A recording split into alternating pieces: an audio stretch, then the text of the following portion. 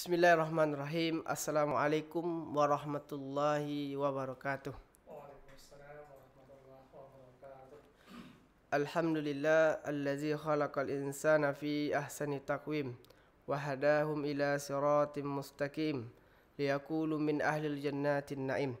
Asyhadu an la ilaha illallah wahdahu la syarikalah wa asyhadu anna Muhammadan abduhu wa rasuluh. Allahumma salli ala Muhammad wa ala ali Muhammad.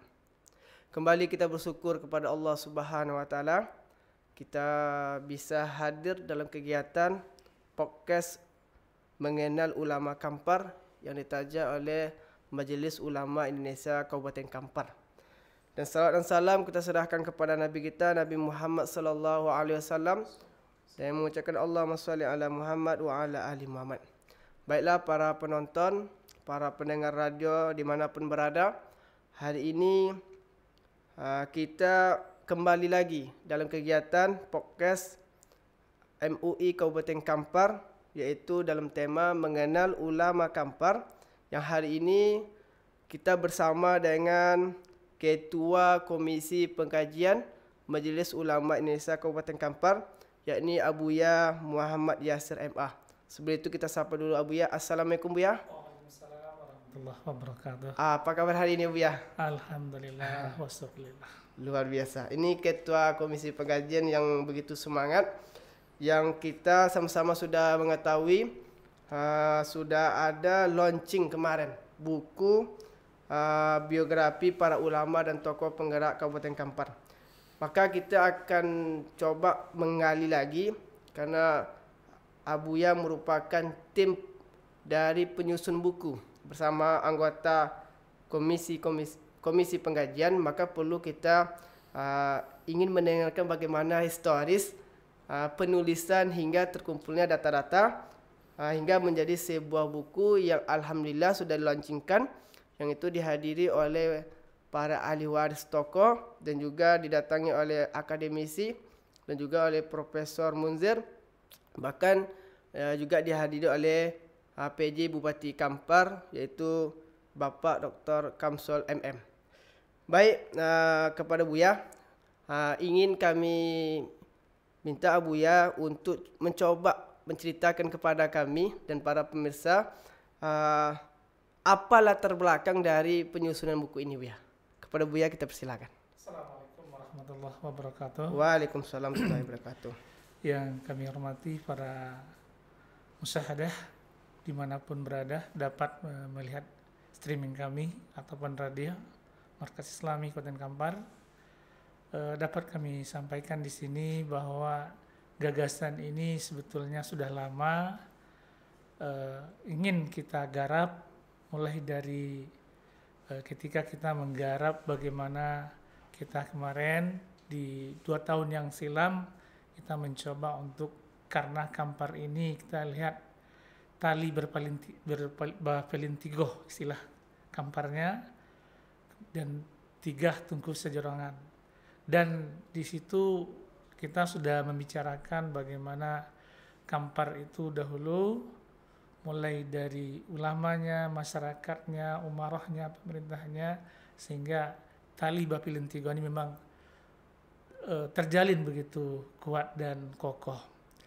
Dan kita lihat dari ucapan-ucapan yang selalu muncul di masa-masa kita kecil dulu ataupun generasi sebelum kita bukan tidak bangga dengan dikatakannya Kampar Serambi Mekah. Kalau kita lihat Aceh juga Serambi Mekah, Padang Panjang juga Serambi Mekah, di Lombok juga ada mereka Serambi Mekah. Maka kami dari Komisi Pengkajian dahulunya dan juga ketika sekjennya almarhum Dr. Johar Arifin kemudian memberikan motivasi kepada kami di pengkajian ini untuk menggarap itu supaya kita ini jangan hanya slogan-slogan disebut Kampar Serambi Mekah. Iya, betul. Kemudian alhamdulillah dengan berkat semangat dari kawan-kawan dan tim, kita sudah mengajukan dan juga kita sudah expose, kita panggil di kantor ini anggota dewan bagaimana baiknya, sehingga kita bikin naskah akademiknya. Kemudian setelah naskah akademik selesai, kita serahkan kepada mereka. Tapi ketika udah boleh dikatakan 90% jadi, maka ketika kita lemparkan, nampaknya dari pihak DPR mungkin karena banyak agenda-agenda mereka, sehingga ini tersisihkan oleh mereka. Kemudian kami tidak berputus harapan bahwa apa yang kami kerjakan hari ini 10 tahun atau 20 tahun yang akan datang, orang pasti akan membicarakan. Maka ketika kita ingin dahulu bagaimana Serambi Mekah seperti Padang Panjang, seperti di Aceh, kita lihat hari ini Aceh, semua transaksi konvensional itu tidak ada lagi. Tahun 2019, November 2019 kemarin, itu yang namanya bank konvensional itu berangkat kaki dari Aceh. Maka semua transaksi itu syariah. Yes. Alhamdulillah di Riau, di Kampar, termasuk Dr. Mawardi sebagai dari Dewan Pembina dari Bank Syariah Rio Kepri. Alhamdulillah baru Bank Rio Kepri, dan kita harapkan nanti bank-bank yang ada di Kabupaten Kampar ini mereka Bank Serimadu ya. Serimadu dan bank-bank yang ada di Kabupaten Kampar ini hendaknya dapat kita jangan hanya slogan-slogan Serambi Mekah saja. Kemudian setelah itu selesai, maka kami mencoba untuk meruntut, melihat kita ini punya potensi, dan potensi itu bukan hanya sembarangan.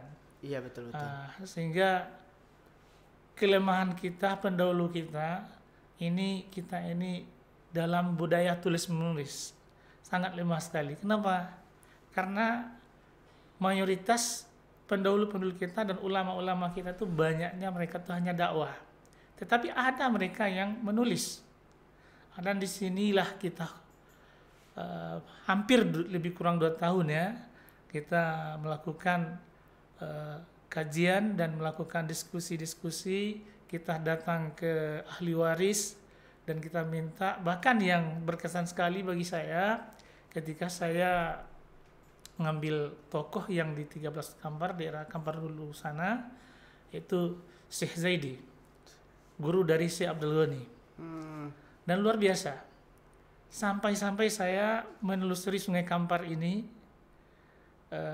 dari dibawa oleh kawan yang di sana.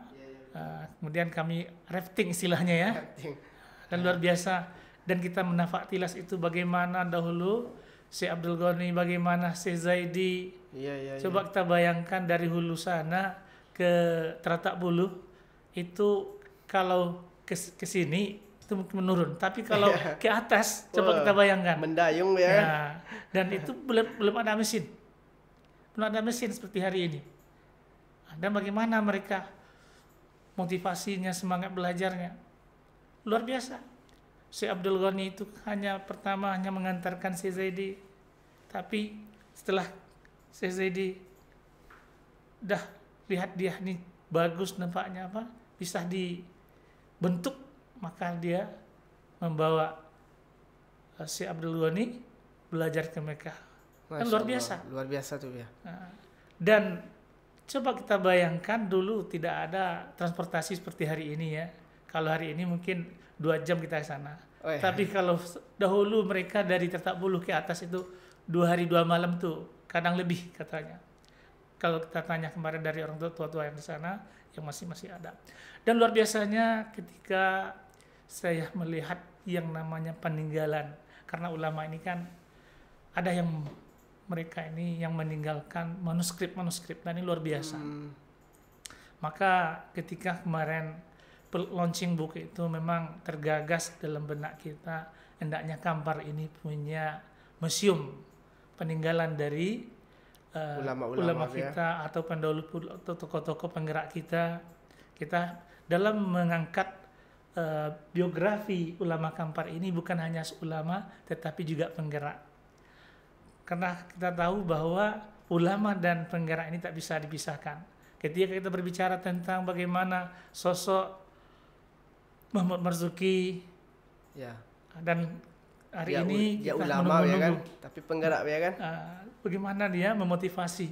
Coba Anda bayangkan, coba lihat, kadang hari ini tak tahu anak-anak generasi muda ketika lewat mau ke seberang ke Bangkinang itu disangkanya lapangan depan kantor pos itu hanya lapangan tanah begitu saja. Lapangan bola Padahal kaki. disitulah bagaimana ribuan orang ketika apa kata Muhammad Marzuki, siapa yang berani menurunkan bendera merah putih ini, maka lapangan ini akan menjadi banjir sungai, banjir darah.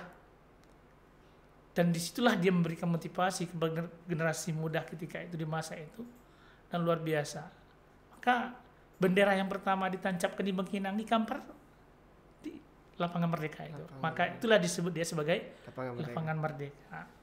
Kembali seperti Syekh Zaidi, luar biasanya kami dengan tim itu memfoto dengan foto saf ya. Iya. Berlembar itu manuskrip itu. Hampir 3 jam lebih. 3 jam lebih. Karena tak mungkin kita, dan orang ketika kita tanya di sana itu luar biasanya bagaimana memang dibungkus dengan rapi oleh ahli warisnya, tetapi ketika ditanya dalam bungkusan itu mereka juga mencoba untuk memahami, tetapi mereka belum mampu untuk memahami. Ketika dilihat ini bacaan Al-Qur'annya kok nggak sama dengan Al-Qur'an yang kita baca sehari-hari. Maka kami sebutkan bahwa ini namanya, kalau di perkuliahan ini 4 semester nih Pak kata saya. Artinya 2 tahun kami belajar ini untuk bisa baca. Ini adalah tulisan dalam manuskripnya, ini dalam qiraat. Kalau orang sudah menulis dalam bentuk qiraat, itu ilmunya luar biasa. Jangan kita tanya lagi tafsir ini itu, fikih ini. Kalau qiraat saja mampu dia untuk menulisnya. Dan luar biasa. Dan hari ini generasi sana pun, generasi kita jarang yang tahu dengan siapa sosok si Zaidi.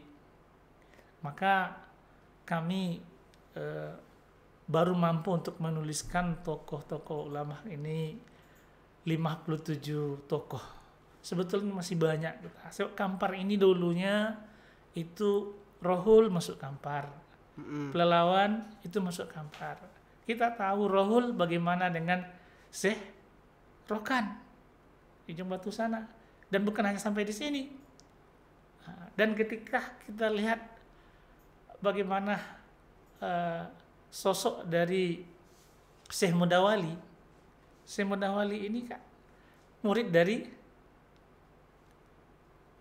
Syekh Abdul Ghani. Oh, ya masih. Dan luar biasanya orang Aceh itu salutnya kepada kita Kampar ini. Bahkan kemarin ada teman saya yang membawa jemaah tarikat lebih kurang 200 orang ya ke sana, dan luar biasa penyambutan dari Bupati Aceh, luar biasa. Dan mereka menganggap kita inilah sebagai penyelamat. Kenapa? Allah. Karena Syekh Mudawali itu bergurunya kepada Syekh Abdul Ghani. Dan Syekh Abdul Ghani, maka dari generasi-generasinya yang hari ini, Syekh Aidarus, ayah dari pendiri yang sekarang pesantren Salam ya di kisaran, sekarang udah masuk ke Rohul ya, dulu kan Kampar itu. Sekarang udah Rohul ya. Banyak sebetulnya kalau kita baca dalam ulama dalam Kampar lama, tapi kami hanya mengangkat dalam tokoh Kampar yang hari ini sebetulnya. Jadi ya, pertanyaan kita, kenapa tokoh-tokoh yang dicantumkan dalam buku itu hanya tokoh-tokoh yang sudah wafat ya? Jadi di pertanyaan masyarakat, kenapa ini buku ini tidak ada jumpa ulama-ulama yang hidup di masa sekarang? Apa alasan dari tim penulis ya? Kalau kita merujuk ya, kalau ulama-ulama dahulu menulis, Dan ulama-ulama dulu mereka tidak mau menuliskan. Bahkan kalau kita lihat bagaimana sosok seorang Imam Syafi'i ataupun Imam Bukhari ketika ingin diangkat karyanya itu sebagai menjadi undang-undang ya, sebagai kalau sekarangnya istilahnya sebagai buku dia itu sebagai acuan dalam kerajaan, maka Imam Bukhari minta ampun dia, tak mau dia. Selagi saya hidup, jangan sekali. Ini belumlah karya saya, ini belumlah, saya adalah seorang yang fakir, masih banyak. Berbeda dengan kita hari ini. Kalau seandainya idenya atau gagasannya mungkin ditampilkan, dicetak atau dibukukan, mungkin luar biasa, bahkan mungkin ini apa ya, tawadduan, orang-orang dahulu luar biasa. Bagaimana mereka bahkan mereka kita lihat guru-guru kita di pesantren, misalnya di Bangkinang, di Darun, mana guru-guru kita yang ada karya tulisnya yang seperti kalau Syekh Zaidi mungkin karena dia belajar di Mekah ya, Iya. atau seperti Syekh Abdul Ghani. Kalau guru-guru kita di pesantren Kampar ini kebanyakan mereka mulut ke mulut saja, artinya dakwahnya yang lebih menonjol. Tapi kalau yang betul-betul ulama seperti Syekh Zaidi itu luar biasa, menulis bukan dalam bahasa yang satu bahasa. Qiraat sabah itu kan 7 kemudian bacaan ya. Kembali kenapa kita tidak mengangkat tokoh yang hidup ya. Sebagai stagnasi kita atau sebagai pemahaman kita bahwa orang dikenang, dan kalau dia pada masa hidupnya, kalau dia dari awal husnul khotimah, akhirnya husnul khotimah, enggak masalah. Dan ini karena ini akan dibaca oleh generasi yang bukan hanya sekarang. Maka ini bukanlah harga yang final yang kami buat, ini bukan. Ini hanya sebagai melemparkan kepada generasi muda kita, anak-anak kita, untuk mencintai bahwa kita ini punya tauladan. Di samping Rasulullah memang uswah kita ya. Tapi kita punya tokoh yang patut kita banggakan hari ini. Bagaimana mereka tidak berpikir ketika belajar itu di mana mereka tidur. Iya, betul. Hari ini anak-anak kita ketika disuruh sekolah, mintakan beli dulu sepeda motor. Nggak mau lagi diantar. Belikan sepeda motor, kalau enggak sekolah dia. Tak mau sekolah ya. Luar biasa. Maka orang dulu dia tidak berpikir di mana tidurnya. Sehingga memang keberkahan ilmunya luar biasa. Kemudian sekali lagi kami dari Insan yang Raib ini kenapa tidak mengangkat tokoh yang hidup? Karena tokoh yang hidup itu kita tidak bisa menjamin dia akan istiqomah dalam masa hidupnya. Kemudian kenapa mereka yang artinya kita bangkitkan ini batang terendam ini lain tak bukan adalah menggugah. Maka buku ini ketika kita launching kemarin luar biasa sambutan dari Dinas Pendidikan, dari arsip, bahkan mereka katanya ingin membagi-bagikan nanti ke sekolah-sekolah, ke masjid. Dan ini luar biasa ini. Sebagai ini mungkin yang bisa kita lakukan ya. Iya, betul tuh ya. Saya sudah membaca buku tuh. Cara penulisan tuh saya lihat dari tim penulis tuh ketika kita baca judulnya saja penasaran dengan isinya.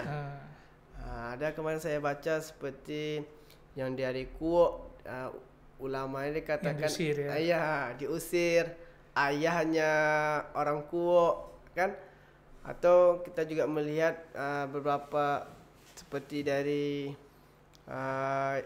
ustazah, yaitu dari perempuan yang selama hidupnya dia berdakwah walaupun dalam kondisi dia sendiri. Ini sangat luar biasa ya. Jadi biar pertanyaan dari kami ya, dari para masyarakat kemarin juga banyak bertanya nih ketika launching buku itu. Mungkin karena Buya ketua dari tim itu, apabila ada perubahan Buya, sekarang ada nih mungkin didengarkan oleh para ahli waris kemarin, ada yang mengatakan ada beberapa hal yang ingin kami tambah di buku itu. Bagaimana nih Buya buku itu Buya? Masukan yang luar biasa, dan itu sebetulnya yang kami tunggu-tunggu untuk penyempurnaan sebelum nanti diperbanyak lagi oleh Dinas Pendidikan atau kearsipan. Kalau ada dari keluarga atau dari ahli waris yang memberikan masukan, mungkin ada tertinggal oleh kami, mungkin ketika kami dalam merekam kemarin atau menulis ada yang tertinggal, maka luar biasa itu, karena kita tidak ada yang sempurna. Dan untuk menyempurnakan itu kami sangat menerima sekali, dan bisa di WA-kan nanti. Kemarin kan sudah kita kasih alamat kepada ahli waris, kemudian itu adalah sebagai motivasi kita dan sumbangsi kita kepada, bahkan memang saya terharu sekali ketika ada dari air tiris menangis ibu tuh, karena dulu sudah ada katanya yang ingin menulis tokoh yang dari air tiris, tapi belum juga selesai, dan entah jadi tak selesai, tak tahu kita. Maka ketika hadir kemarin di balai itu sampai dia menangis, walaupun dia dalam keadaan sakit, tapi dia luar biasa semangatnya untuk datang menghadiri launching buku kita. Memang itu adalah sebagai semangat bagi kami sebagai tim untuk menyempurnakan kinerja kita. Jadi tentang buku ini, lain tak bukan, ini bukan hanya sekedar tulisan begitu saja, tetapi ini adalah warisan yang bisa kita tinggalkan kepada anak-anak cucu kita. Kalau kita meninggalkan HP, paling-paling 5 tahun dah berubah mereknya, berubah prosesornya, berubah. Tapi kalau sejarah yang kita tinggalkan dan mereka tidak akan melupakan bagaimana sosok Syekh Zaidi, bagaimana sosok Datuk Tabano, bagaimana sosok Mahmud Marzuki yang sedang kita perjuangkan, hendaknya dalam waktu dekat ini hendaknya turunlah sebagai pahlawan nasional. Kenapa demikian? Karena luar biasa kalau kita baca sejarahnya, bagaimana dia mendirikan sekolah Muhammadiyah itu, maka bukan hanya kita lewat di Kemantan sana itu kita hanya melihat makam begitu saja, tetapi dia adalah sebagai penggerak di Kampar ini, bukan hanya sekedar penggerak, dan luar biasa kalau kita baca. Tapi coba dibaca lagi tentang bagaimana, karena setiap tokoh yang kita baca itu ada keunikan. Dari 57 itu ada pesan-kesan mereka, bagaimana mereka mendidik anak-anaknya, bagaimana mereka berjuang, dan luar biasa. Dan tidak seperti kita hari ini yang sudah ada segala-galanya, tetapi kita malas-malas kita. Silalai Bia kan untuk berdakwah. Baik Bia, jadi Bia, pertanyaan terakhir nih Bia. Pertanyaan terakhir ini, hasil dari launching buku ini yang Buya ketuanya, di media sosial sangat heboh. Hampir 1 minggu pembicaraan orang tentang buku ini. Orang menyangka bahwasanya dari Komisi Pengkajian ini sudah menerbitkan Perda Kampar Selami Mekah. Bahkan tokoh-tokohnya yang akan mendirikan Kampar Selami Mekah ini. Mungkin karena mereka tak hadir di acara itu, mereka mengira bahwasanya ada anak-anak muda yang mengatakan mereka yang mendirikan Kampar Selami Mekah ini. Dari kami, karena Buya sudah ke lapangan, menurut Buya kata-kata Kampar Selami Mekah ini apakah hanya baru-baru ini atau 2000 tahun ke atas, atau memang kata-kata ini dari ulama-ulama dulu sudah ada kata-kata bahwa Kampar itu adalah Selami Mekah? Terima kasih. Kalau kita merunut sejarah ya, kita tahu bagaimana kalau Aceh memang kenapa dikatakan Serambi, karena dari tepi laut itu ya. Ya. Nah, Sedangkan Kampar kenapa dia dikatakan Serambi pula?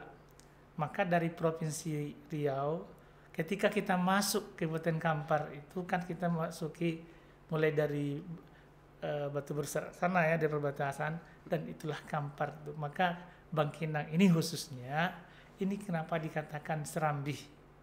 Serambinya Riau. Nah, berbeda dengan Aceh memang dari laut ya, air. Ketika Kampar dikatakan Serambi Mekah, itu bukanlah hal yang baru. Kenapa? Karena kalau kita runut sejarah bagaimana Syekh Mudahwali berguru kepada Syekh Abdul Ghani, kemudian Syekh Aidarus anaknya belajar pula di Aceh. Maka kenapa ketika kita sampai ke sana orang Aceh mengatakan Kampar itulah yang menyelamatkan Islam? Luar biasa itu. Maka ketika kita baca bagaimana Syekh Burhanuddin Kuntu, bagaimana Syekh Abdul Wahab Rokan, maka memang harus kita membaca sejarah. Kalau tidak kita baca sejarah, maka kita mengatakan bahwa ya terjadilah seperti yang heboh. Iya, kemarin heboh ya. Ya. Karena Dan kita bukanlah membuat-buat begitu saja. Iya, betul. Dan ini memang kenapa kita dikatakan Serambi Mekah, kan dah. Karena kita Riau ini ketika masuk ke Riau, karena Provinsi Riau ini kan Kampar dulu. Iya, betul. Nah, khususnya kita dari Kuok sana, dari Kampar ya, sekarang perbatasan Bangkinang. Dan identik Bangkinang itu adalah Serambi Mekah. Kenapa? Karena tokoh-tokoh di Riau ini kebanyakan dari Bangkinang. Khususnya Kampar. Kenapa? Karena pesantren tertua itu di Kampar. Di Bangkinang. Nah, baru orang tahu Kampar itu dulu kalau nggak pesantren Darun Nadwa, kalau tidak As-Salam yang pesantren Syekh Abdul Ghani Aidarus itu. Itu dulu. Kalau sekarang karena ada bahkan kita hari ini bangga. Kenapa? Kita sekolah agama kita, pesantren kita lebih banyak dari Sumatera Barat. Nah, kemarin ketika Dr. Fahri ya, yang bagian Mafenda, mengatakan kalau Sumatera Barat baru 197, kita 297 sekolah agama ini pesantren, dan termasuk yang SDIT, SMAIT, madrasahnya itu. Artinya secara kalau dulu mungkin mereka lebih maju dari kita, tapi hari ini kalau pendidikan kita enggak, artinya bukan merasa minder kita, artinya kita sudah bisa berdiri bahkan lebih bagus daripada mereka ya kan. Ya. Baik, terima kasih ya Buya. Jadi para pemirsa, para pendengar dimanapun berada, bahwasanya kegiatan meluncurkan buku ini adalah salah satu indikator-indikator dari Komisi Pengkajian ingin menyampaikan bahwasanya bahwa Kampar itu sudah layak menjadi Kampar Serambi Mekah, dan harapan kita bersama adalah supaya nanti ke depannya ada Perda Kampar Serambi Mekah. Jadi kemarin Buya, Bupati, karena hebohnya itu Bupati pun PJ bertanya juga mana perdanya. Ini kemarin maka daripada itu statement Buya terakhir, apa nanti yang bisa dari Komisi Pengkajian ini, karena kemarin sudah membuat perda, sudah membuat buku biografi tokoh ulama, nanti ke depannya apa harapan dari Komisi Pengkajian untuk Kampar Serambi Mekah ini? Terima kasih. Harapan kita terhadap Serambi Mekah ini, kita ingin seperti Aceh, walaupun tidak sampai 100% ya, bagaimana transaksinya, bagaimana tapi setidaknya ada payung hukumnya. Dan ini 2 hari yang lalu saya dengan PJ Bupati ketika ada takziah dia di rumah tetangga, dan ini saya bisikkan juga, kalau tidak Pak, percuma kalau hanya slogan-slogan saja. Dan dia katakan kita akan merembuk, Ustadz, kita akan merembuk, kita pertemukan bagaimana tokoh-tokoh adat dan bagaimana ulama-ulama dalam waktu dekat ini. Dan dia juga sudah mengomong kepada asisten Pak Ahmad Elizar, dan kemarin juga kita sudah dapat kabar-kabar dari sekjen kita bahwa ingin memaparkan bagaimana konsep atau naskah akademik yang sudah kita buat di tahun-tahun yang lalu. Dan harapan kita Serambi Mekah khususnya Kampar, kita artinya dalam lingkup artinya keagamaan yang harmonis, dan kita di Kampar ini bagaimana tali yang berpilin tigoh itu harmonis, ulama, umara, masyarakatnya seiyah sekatah, sehingga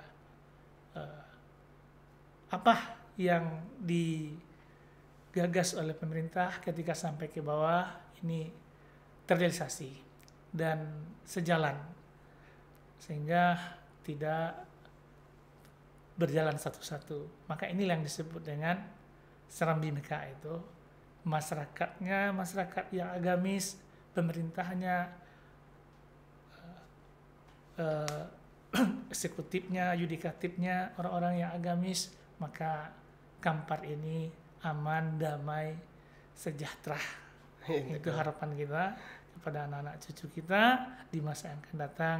Sekali lagi, jangan bosan-bosan membaca sejarah.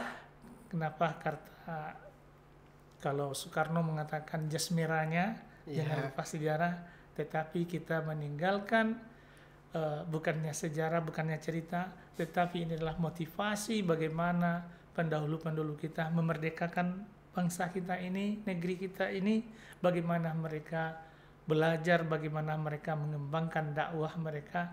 Mereka bukan berpikir untuk pribadi mereka, tapi mereka sebetulnya berpikir untuk kita hari ini.